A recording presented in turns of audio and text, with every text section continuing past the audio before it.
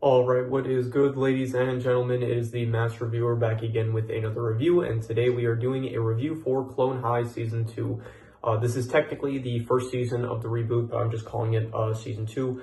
For this show specifically, in general, I'm trying to do overall reviews for shows, and I'd rather not do season-to-season shows, except for shows that are ongoing. So, for example, Severance, The Bear, I think I did for Dune Prophecy. All those shows are still continuous and ongoing, so I did do season-to-season reviews for them, as well as like the Apothecary Diaries, which is still airing. This specifically, this show, like it is finished, but I did decide because season 1 and 2 and 3 are so drastic that I was going to do it seasonal style for the reviews. And I was debating on whether or not I should just like group in season 2 and 3, because I don't think there's that much of a difference between the seasons. But yeah, I just decided for the sake of continuity, we'll just do season to season. So yeah, we're doing a review for season 2 of Clone High. And also in general, just now I'm doing a lot more like short show rewatches, because it's just the easiest thing to do at the moment with my schedule. And so, yeah, that is just, I mean, I guess you guys don't notice, it doesn't really matter to you guys if the show is a rewatch or a new watch for me, because you guys, it doesn't affect you guys really.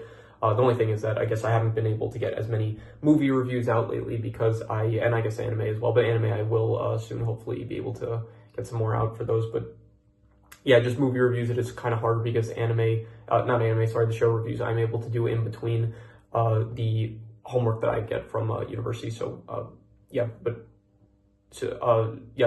anyway, I'm going off topic. Let us just begin the review of Clone High Season 2, starting off with the plot. And the plot of Season 2 is that basically all of the clones, it picks up right after the original season left off, where all the clones were frozen inside of the meat locker from the Winter Prom, and now they get unfrozen about 20 years later into the future. All of them are back except for Gandhi, which they did not bring back Gandhi, which is a shame. Apparently it's because like a lot of people did not like his portrayal in the original show, and so because of that they had to take him out for the season, which is a shame because he was probably the best character in the original show. So yeah, but anyway, the plot of the season is that it's pretty much like just kind of similar to, I guess, the last season, except this season definitely takes itself more seriously. It feels like in the original series it was like very much shallow, and they were trying to focus more so on comedy, which I think did have the benefit of like it made it funnier compared to the season, where the season it does kind of feel like it's trying to tell like it's trying to take itself a bit more seriously, which I don't really like as much as the original series. Yeah, so, and the plot is like I guess you have Scudworth, who is still like monitoring the clones. This time though, you do have as well Candid Sampson. She's like basically the woman that is working with Scudworth, and their goal is to basically groom the clones into becoming world leaders that the secret organization can then control. So I'm going to say probably the plot is of the episode plots. They're not great, probably not as good as the last one, which again, the original series did not really take itself too seriously. This one, it kind of feels like the episodes are more so trying to be more serious with it. So they have like a lot of stuff still related to the romance between characters, this time much more, because instead of it just being like a love triangle between, I guess, or I guess you could call it a love square between like Joan, Cleopatra, JFK, and Abe. Now you also have Frida in the mix, you have Confucius, you have Harriet Tubman, and and I guess Topher technically also. So so overall, I'm gonna say the plots are like, I'll give like a 5 out of 10. They're not good, they're not terrible though. So a 5 out of 10. A lot of it just focuses on like, yeah, there's different episodes. Like you have one where it's like there's a sleepover with Joan as well as Frida and Harriet Tubman, while I don't know, like Abe goes with Topher and Confucius and JFK hang out. There's like other episodes where I don't know, JFK and Joan, they break up. There's an episode where they are trapped in the desert, and yeah, just it's not as interesting, to be honest. It felt like the last season, it was like more random, and it was like more wacky, it kind of felt like, and this, it just, I don't know, the plots are not as interesting, so I'm just gonna give the plots a 5 out of 10. In terms of the characters, I don't think it works as well having this many characters. It's like 8 characters compared to the original 5, which felt pretty balanced in this one. It feels like Cleo, she like barely shows up, and as well as Topher, like some characters just feel like they do not get as much screen time as others. But overall, I still think I'll do like eventually after I review season 3, I'll do like the overall character ranking for all the characters. But I do still think that I think Scudworth still works pretty well. JFK doesn't feel as good as he did in the original season because he does not have his all the characters kind of they feel like a bit worse. JFK is not like really womanizing anymore, which that's like where most of the comedy of him came from the original season. Abe is not as he's still kind of clueless, but he is like not as comedically clueless as he was, I guess, in the first season. Of all the characters I don't know, Joan, like she feels a lot more prominent, I guess, in this series. It feels like in the original, like Abe was kind of the main character, and then in this one, it definitely feels like Joan is the main character. So Frida, I don't really care for her. Harriet, I also don't really care for her, as well as Confucius and Topher. None of the new characters I really thought were great or anything. Overall, I'm gonna say probably the characters they are. I still think that like Principal Scudworth is a very strong character. JFK is not as good. Abe is not as good. Joan and Cleo, they didn't necessarily get any better or worse. None of the new characters are. I'm just gonna give the characters overall. I'll give it like a 5 out of 10. I'll say like they're not good or bad. So yeah.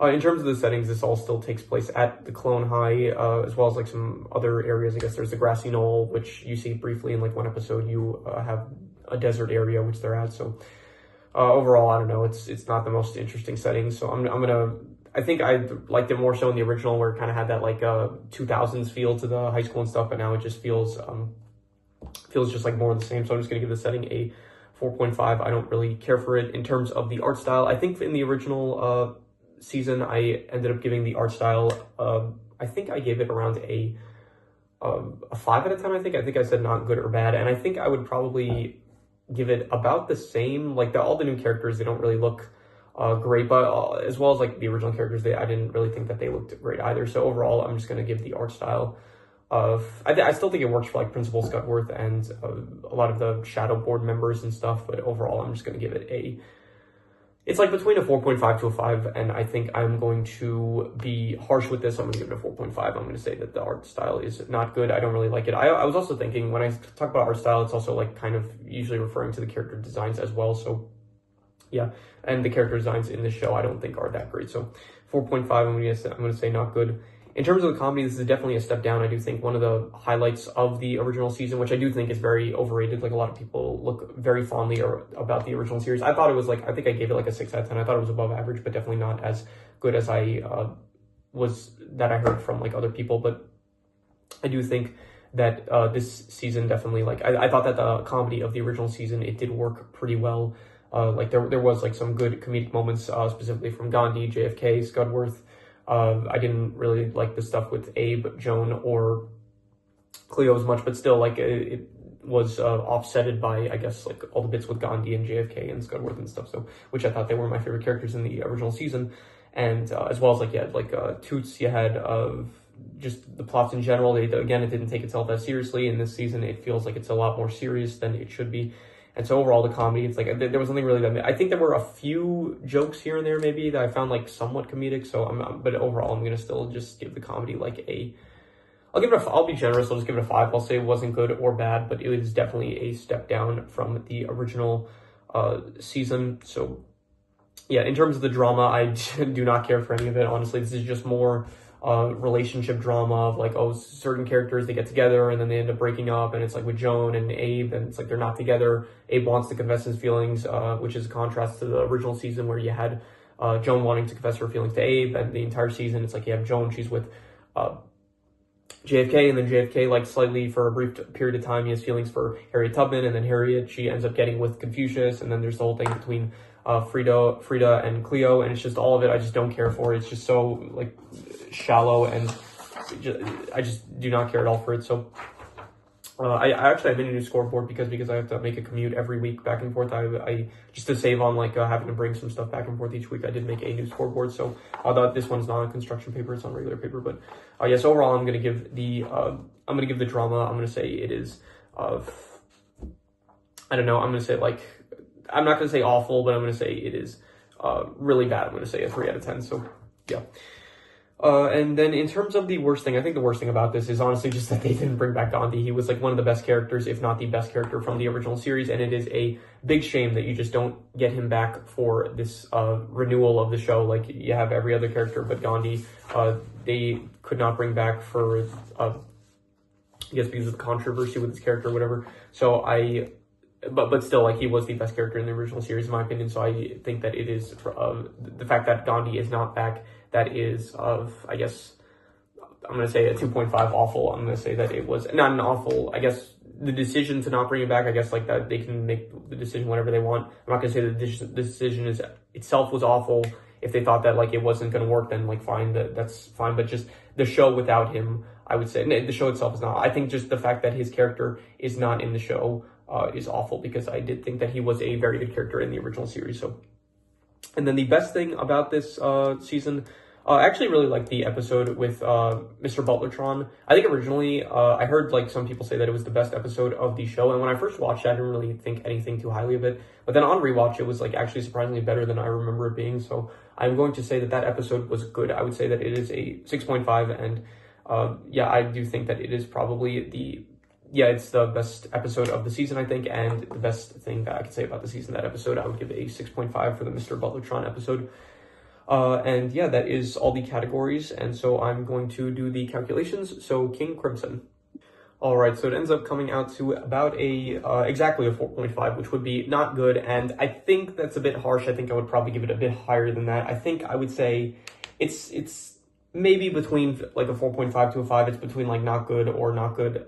It's like not good or bad, more so leaning on the bad side, but I think I will be fine. You know, I'm not going to be that generous. I'm going to say it is between like a 4.5 to a 5. It's between, like, it's not good or bad, more so leaning on the bad side, I would say. So yeah, I'm going to say it's between like a 4.5 to a 5. If I was really being generous, I would just call it a 5, like it's not good or bad, but I'll just say it's not good or bad. It's more so leaning on the bad side, I would say. So yeah, anyway, so yeah, that is my review for Clone High Season 2 or Season 1 of the reboot, whatever you want to call it. So if you have any recommendations, any shows, movies, video game stories, anime, web series, anything that you want me to review, leave it in the comments and I will maybe possibly check it out. But with that said, that is pretty much all there is to it. So let's leave it at that.